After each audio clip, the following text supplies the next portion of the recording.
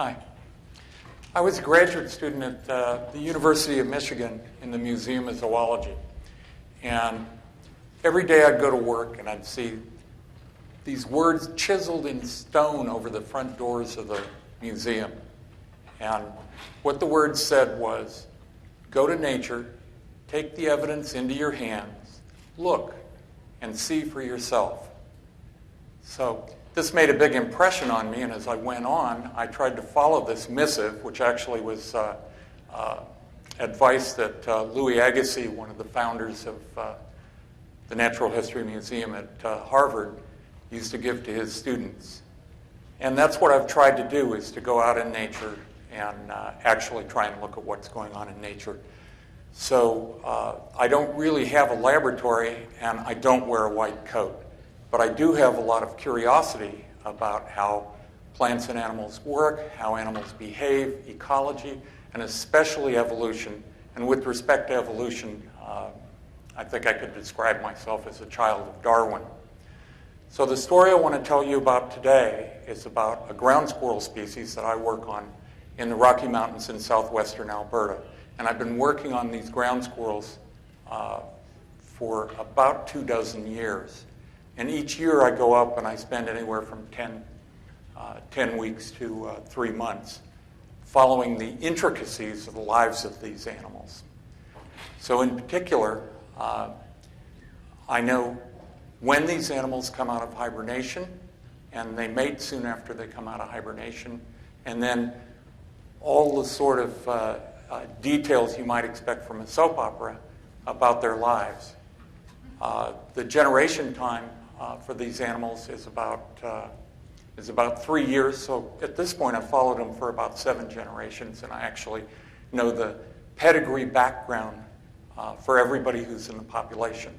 And I can do this because the ground squirrels are active in meadow habitat, so they make a really nice model system for looking at behavior and keeping track of them.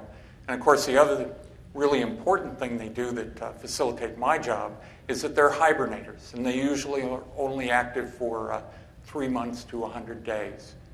Okay? That means I can get back here to Auburn and teach my classes.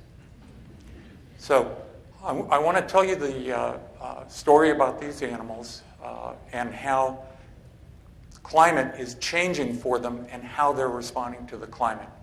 And the bottom line about how they're changing with respect to climate is that springs are getting later and later in the Rocky Mountains, and there's more snowfall in the spring and late April and early May. And this is pushing the ground squirrels back, so they come out of hibernation later and later. Okay. Now, if I compare that to what's going on with songbird species in northern Europe, where there's been lots of research on songbirds, along with the warming trends in northern Europe, birds are coming back from migration. They're settling and breeding earlier and earlier. And for a few species, we can look at what natural selection is doing. And in fact, the birds with the highest fitness are the ones that breed the earliest. And there have been a few studies that show that natural selection is favoring earlier breeding. So we've got a warming trend going on, earlier breeding. They're both pointing in the same direction. Now, let me bring that back to my ground squirrels, because what I'm going to do is try and look at whether natural selection is also going in the same direction as the changes going on with the ground squirrels. So first, we know that the change in the time that the animals come out of hibernation is getting later and later as individual variation. So the individuals are plastic. Okay, each year they do something a little different. But what I wanted to ask is natural selection actually working in the same direction, or could it be working in the opposite direction, or perhaps even neutral to the changes that are going on in these animals? So I'm using these animals as a model system to look and see if we have similar phenomenon to those songbirds in northern Europe. So if you want to measure natural selection, you have to document 3 things. One is that you have variation in your trait. In my case, when they emerge from hibernation. You have to show that this trait's passed on from parents to offspring so that offspring resemble their parents. And then the last thing is you have to look for fitness differences. Is there a reproductive or survival advantage to coming out of hibernation either earlier or later? Well, because I had all this background information on my ground squirrels, I've been following them for several years. I knew there was a lot of variation in when they come out of hibernation, so I know I have variation. Okay.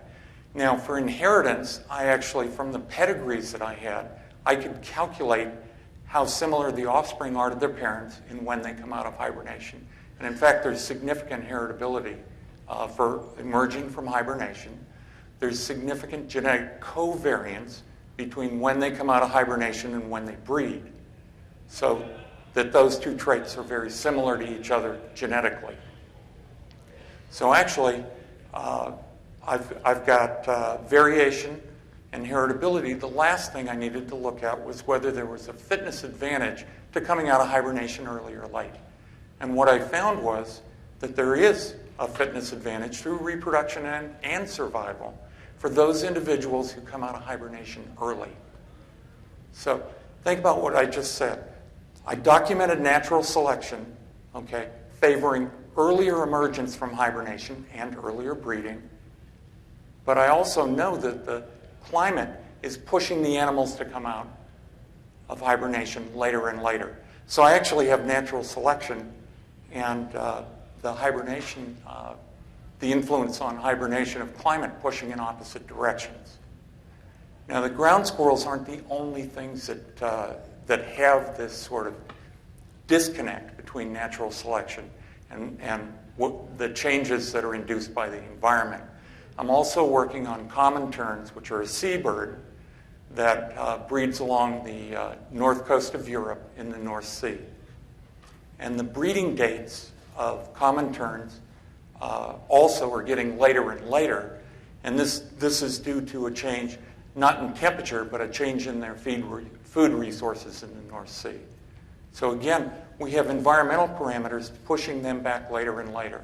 And we were able to document that natural selection favors those who breed earliest. So again, a disconnect between how the environment is pushing the animals in one direction, and then natural selection is actually favoring change in the opposite direction. So I think what we can learn from this is that there are really kind of two extreme poles here, probably with lots of intermediate cases. But we know that there are cases where natural selection is going to be an aid to organisms responding to climate change, because the way the climate is pushing the organisms and natural selection are both pushing in the same direction. But for those species where natural selection pushes in the opposite direction of climate change, I think there are going to be some problems there to work on, both of academic interest to people like me, but also maybe something that we could learn about how nature is going to respond to the kinds of changes that we know are going to be coming along the road to us. Thank you.